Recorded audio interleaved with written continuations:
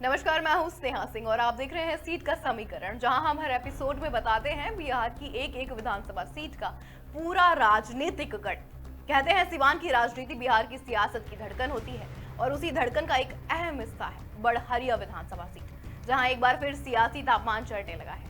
बिहार चुनाव 2025 की आहट तेज है और बड़हरिया में अब हर गली मोहल्ले में चुनावी चर्चा गर्म है। कौन होगा प्रत्याशी, किसका समीकरण भारी पड़ेगा और कौन जीतेगा जनता का दिल, यही सबसे बड़ा सवाल है। 1990 के दशक में ये सीट कई बार सियासी उथल पुथल की गवाह बनी है। उसी दौर में यहाँ जनता दल और बाद में राजद के बीच कड़ा मुकाबला भी हुआ करता था। 1995 और 2000 के विधानसभा चुनावों में सीट पर कई बार पार्टी और उम्मीदवार बदलते रहे, लेकिन जातीय समीकरण ने हमेशा यहाँ की राजनीति पर बड़ा असर डाला। ये सीट हमेशा से स्थानीय नेताओं की लोकप्रियता और उनकी जनता से जुड़ाव पर टिकी रहती है। ये सीट सामान्य यानी जनरल श्रेणी की है, यानी यहाँ जातीय सामाजिक समीकरण, स्थानीय पकड़ और प्रत्याशी की साख का असर निर्णायक माना जाता है।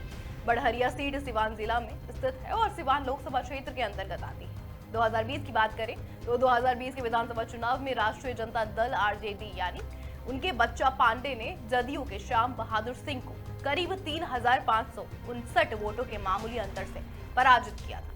ये सीट लंबे समय से राजनीतिक रूप से सक्रिय रही है और हर बार मुकाबला बेहद कड़ा होता है। जदयू के लिए चुनौती होगी अपनी खोई हुई सीट वापस पाने की, जबकि महागठबंधन खासकर आरजेडी अपनी जीत को बरकरार रखने के लिए पूरी ताकत झोंकने की तैयारी में। यहाँ किसान, सिंचाई, सड़क और रोजगार जैसे मुद्दे चुनावी विमर्श के केंद्र में है। बड़हरिया सीट इसलिए भी अहम है क्योंकि न सिर्फ सिवान की राजनीति की दिशा तय करती है, बल्कि उत्तर बिहार के बदलते सियासी समीकरणों का संकेत भी देती है। तो देखते हैं इस बार किसके सिर सजेगा ताज।